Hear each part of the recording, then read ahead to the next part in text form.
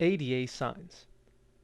In 1990, George H.W. Bush signed into law the Americans with Disabilities Act, or ADA, calling for the eradication of discrimination on the basis of disability.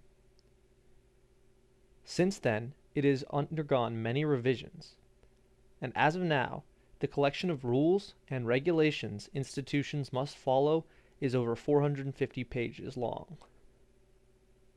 Among these pages are very specific signage requirements to allow access to the differently abled. Some are straightforward, such as the minimum 3/8 of an inch space between braille and any raised elements. Some requirements, on the other hand, can be quite complex.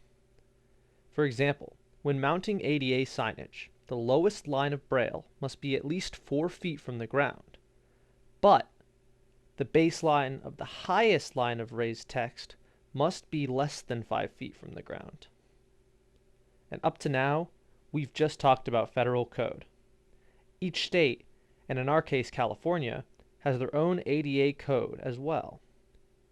Where the codes differ, the most stringent code applies. While ADA may seem complex, Sequoia Signs and Graphics will assist you in making sure your project is up to code, so that you can keep doing what you do best. For more information, give us a call at 925-300-1066 or email us at info@sequoiasigns.com.